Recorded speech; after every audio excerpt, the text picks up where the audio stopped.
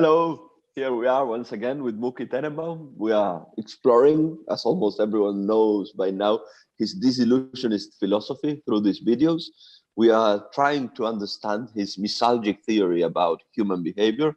And what we are doing is trying to apply his concepts to actual fact, to things as they happen in life. We are already in August 2021. We are amidst the COVID pandemic, as we've been since the beginning of this exercise.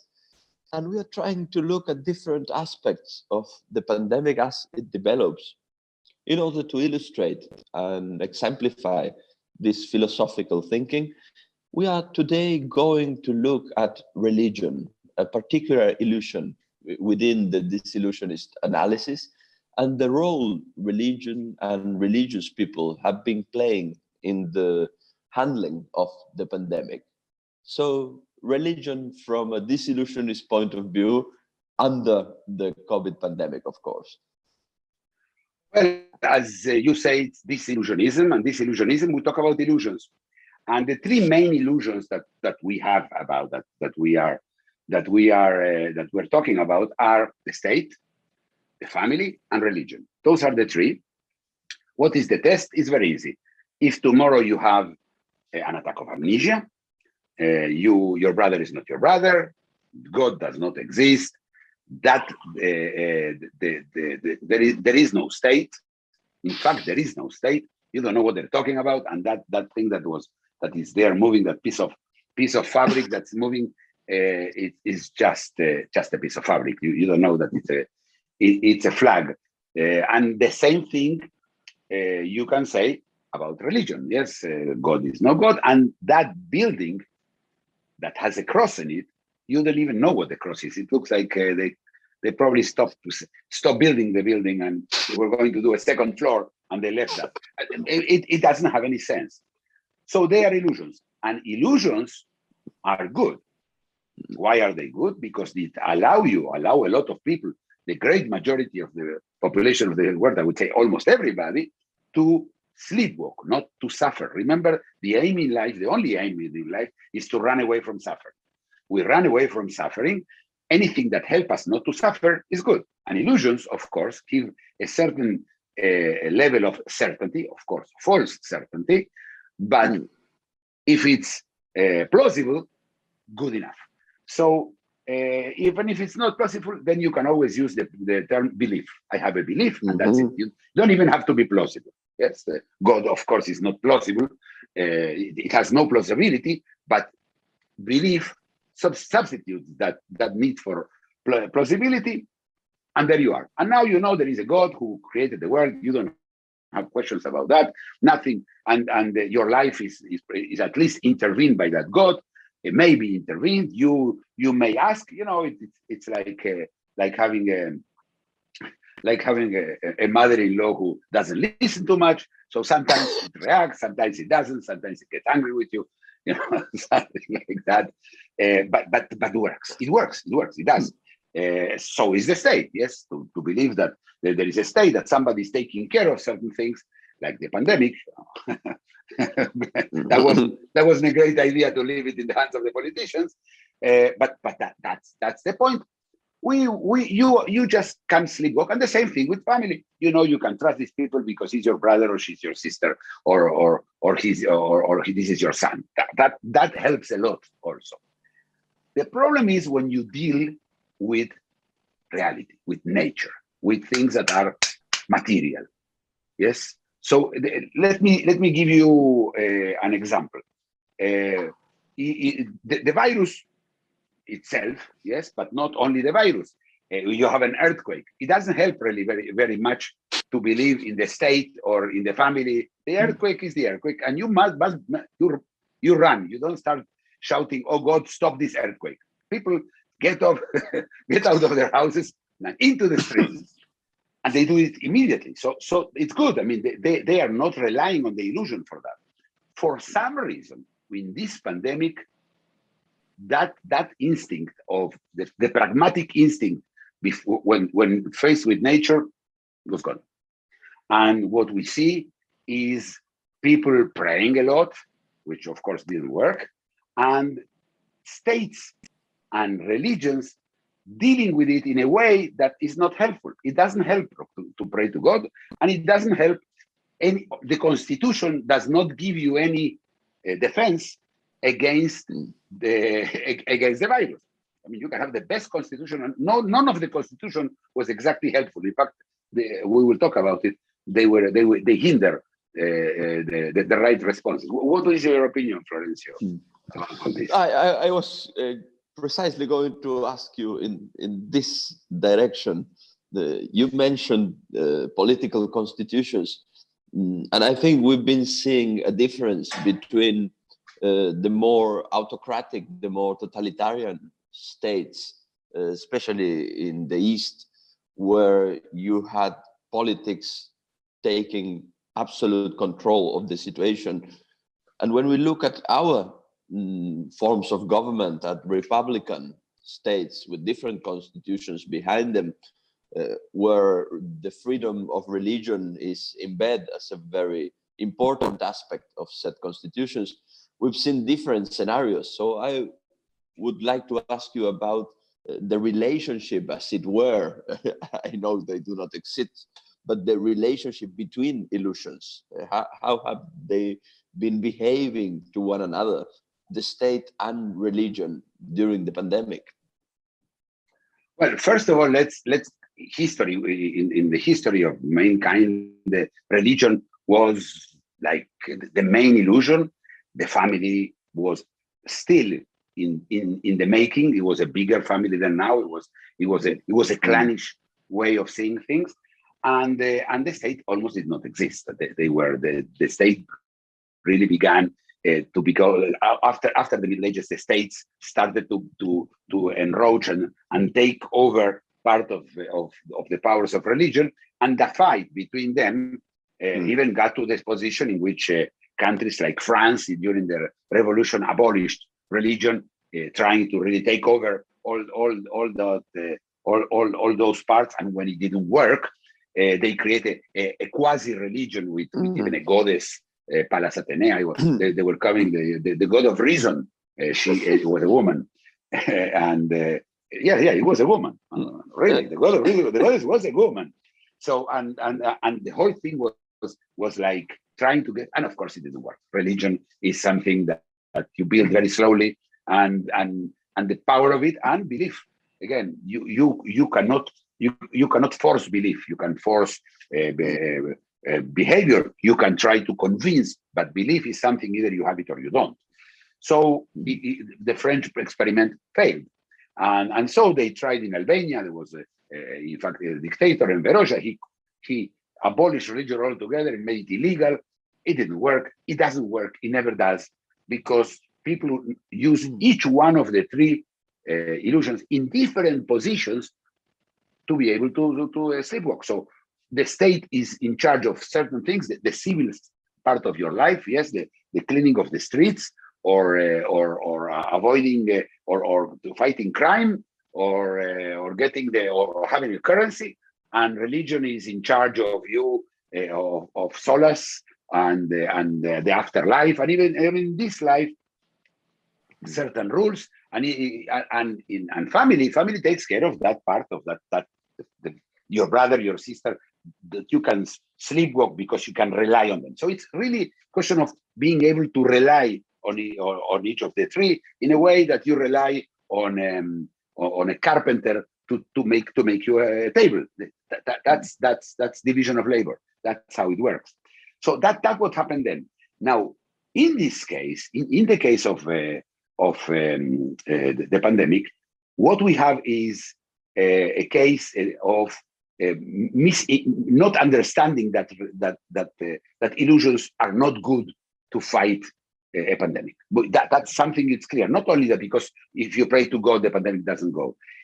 It is also because you know, if somebody says I want to pray to God that the pandemic will go, I say go ahead. That make you happy, fine. It's harm nobody. But if that intervenes in your life, if you decide to pray instead of taking chemotherapy for cancer, yes, then you have a problem, because that's when it invades the reality, and then you start confusing reality with wishful thinking.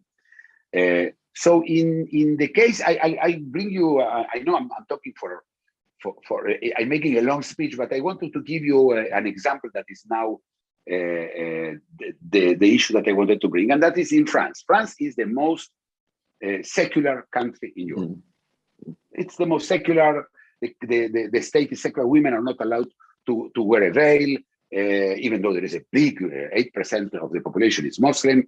They are not allowed even to go to the swimming pool with a burkini, that full clothing, and they get a fine for that, yes, or they taken out of the house. So, I mean, they are very secular. But in November, end of November 2020, when France was in the middle of a terrible lockdown and they started a little bit to open, they decided that people can go to church up to 30 people in church, no more, to prevent agglomerations. But cinemas and theaters were kept closed. So people who wanted to go to cinema went to court and got to the Supreme Court, the Conseil d'État in France, and they asked them to rule that this is non-constitutional because they have the same right like people in religion.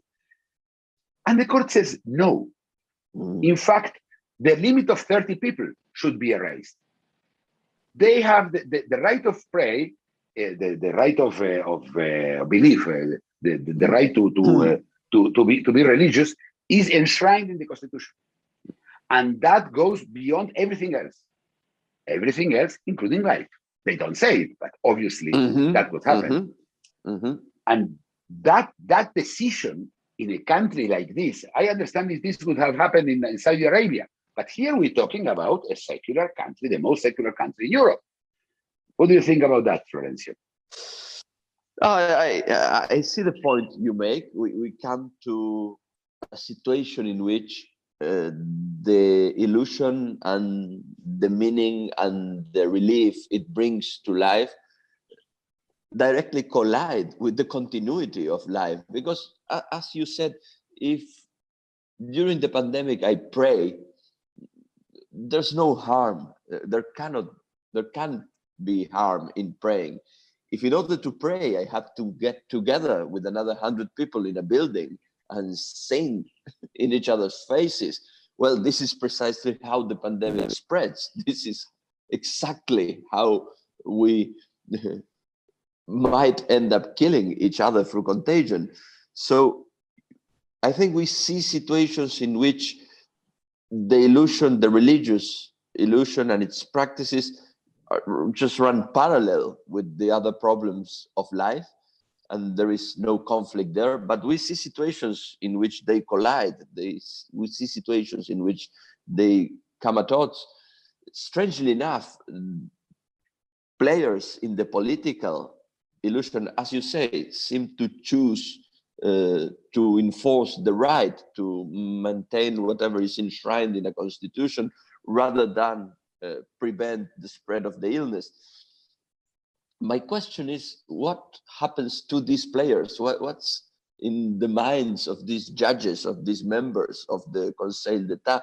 Because the material, the practical aspects of what you are describing seem clear enough, seem evident enough. Why would they go this way? In a situation in which the executive branch of the same government had say, listen, stop, don't get together. This is as dangerous as a cinema or a theater.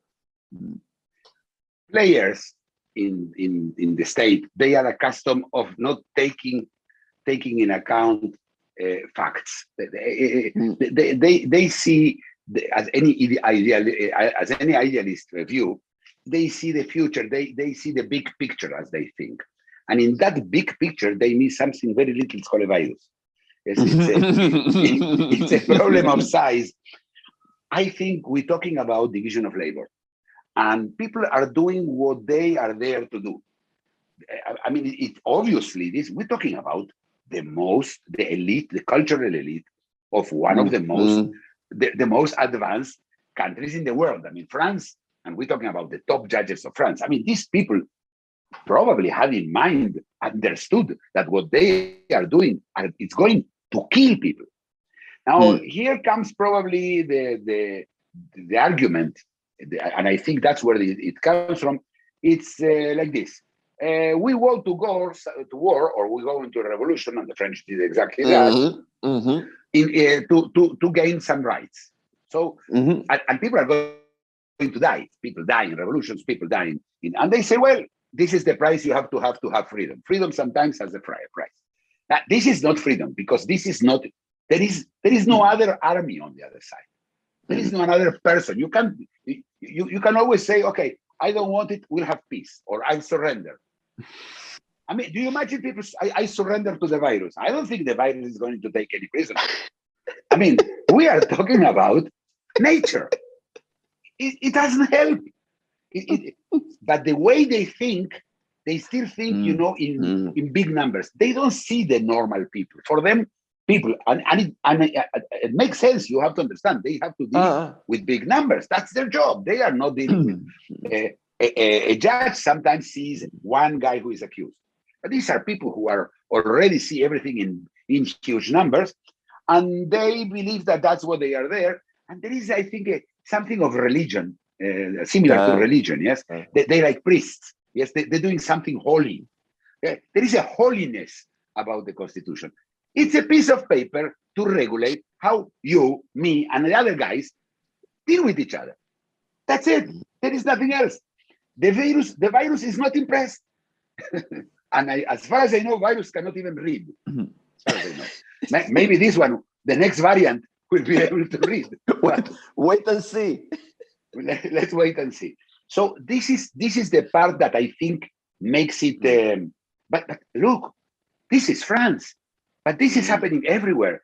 The Delta variant. Let me remind everybody: the Delta variant, this one that the vaccines does not help you. That the vaccines are less effective, and as always, I said the vaccines do not prevent you to be contagious. This Delta variant was born in India, and it was spread in India thanks to one festival.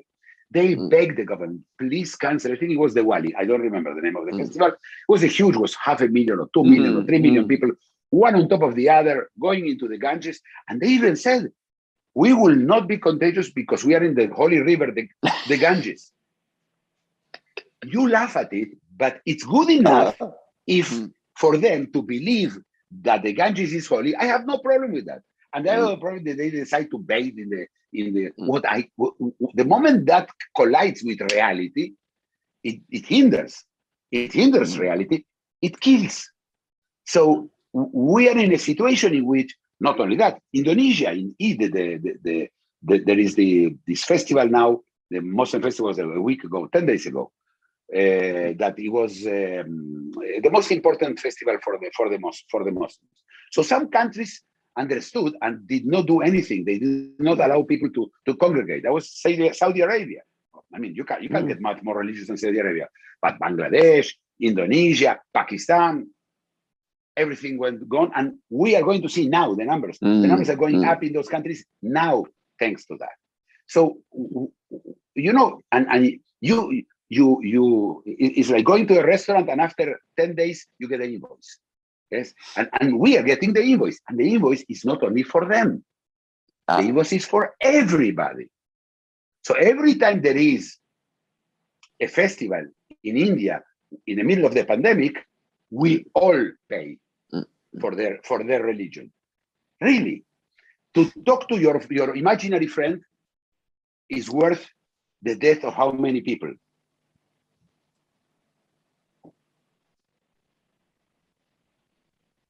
So the other thing that I think it's important to put is that even religion, the religion is intermittent. How long, how often do you believe in God? The person who believes in God believes during a week. 2 minutes. The rest of the time he has to go to work. He of course sleepwalks. He has to cater to his mother-in-law. I mean, many things you have to do, and you don't have time. So it's even not important. There is even not. It doesn't even take time of your life. Even the most religious person does not think about God very often. But that's just to show you how much we go. Yes. we are out of time. It's a fascinating issue, and I'm sure it's not over. I mean, in real terms, and for our discussions, religion will come back because this is very much an ongoing issue. And my guess is, as the pandemic evolves, we'll see more and more of these situations, these conflicting situations. But we'll come back to them in future conversations. Thank you very much. I still hope that we will not have to, but knowing who we're talking about, and if the judges of the Conseil d'État think that way, we're doomed. Not very doomed, a little bit doomed. See you next week. If you enjoyed the video, please like it, comment and subscribe.